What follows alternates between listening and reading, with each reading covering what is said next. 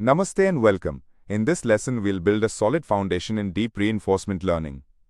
We'll understand how an agent learns from trial and error, how rewards guide behavior, what states and actions mean, and why exploration matters. We'll also pause for quick quizzes so you can test your understanding as we go. Reinforcement learning, or RL, is a machine learning approach where an agent learns by interacting with an environment. It takes actions, sees what happens, and receives rewards or penalties. Over time, through trial and error, it learns which actions are useful and which ones should be avoided.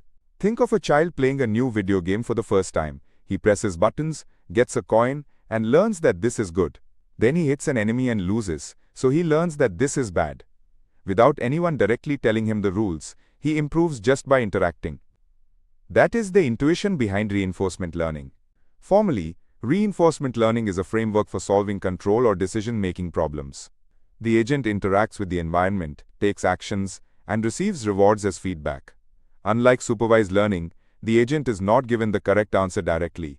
It must discover good behavior on its own. Now let us look at this in a simple table format. State vs observation. Main distinction in RL inputs.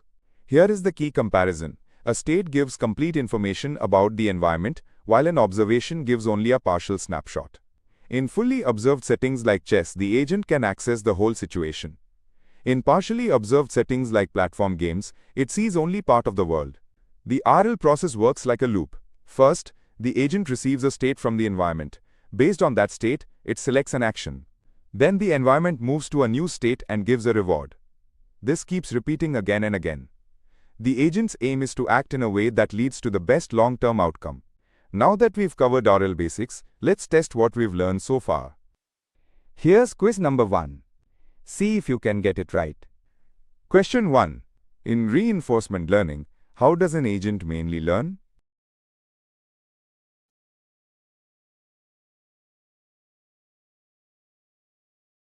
The correct answer is by trial and error. RL is based on interaction with the environment, where the agent learns from the outcomes of its actions. Question 2.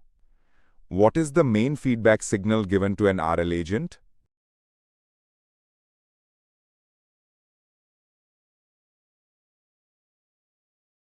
The correct answer is reward. Rewards tell the agent whether its action was good or bad. Question 3. Which sequence best describes the RL loop?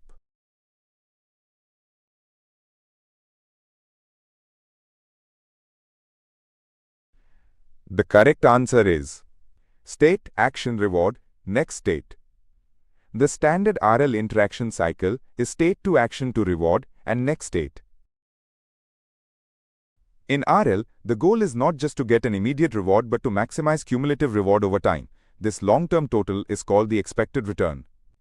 The central idea, called the reward hypothesis, says that goals can be described as maximizing expected cumulative reward. A common idea in reinforcement learning is the Markov property. It means the current state contains enough information to choose the next action. In simple words, the agent does not need the full past history if the current state already captures what matters. There is an important distinction here. A state is a complete description of the world. With no hidden information, an observation is only a partial view. For example, in chess, the full board is visible, so we can think in terms of state.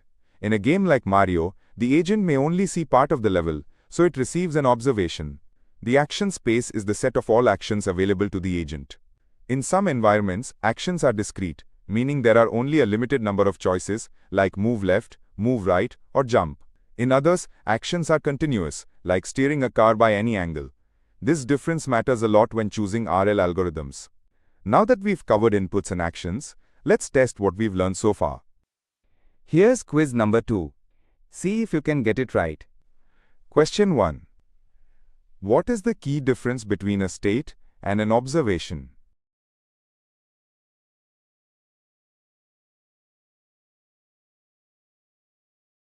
The correct answer is a state is complete.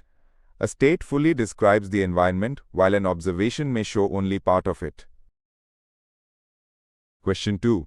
Which example is closer to a fully observed environment?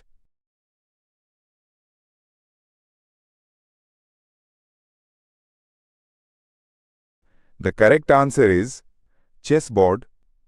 In chess, the whole board is visible, so the agent has complete information. Question 3. A self-driving car usually has which kind of action space?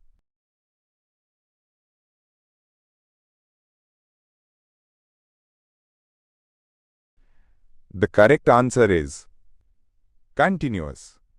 Steering, acceleration, and braking can vary continuously, so the action space is typically continuous. Rewards are fundamental because they are the main signal telling the agent whether an action was useful. But not all future rewards are treated equally. In RL, we often discount future rewards because faraway outcomes are less certain. The discount factor gamma controls this.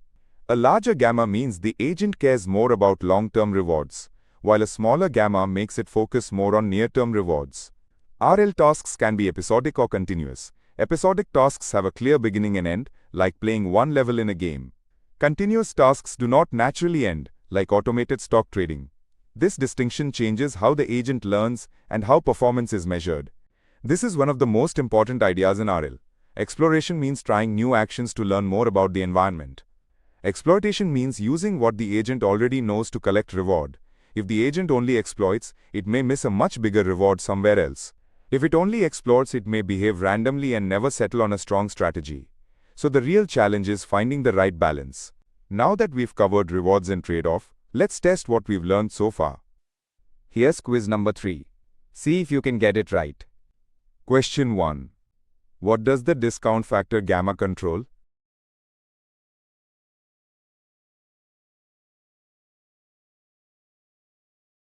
The correct answer is importance of future rewards. Gamma decides how much the agent values future rewards compared to immediate ones. Question 2. Which is an example of an episodic task?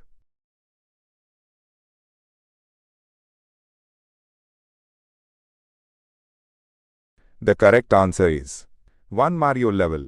A Mario level has a beginning and an end, so it is episodic. Question 3. Why is exploration necessary?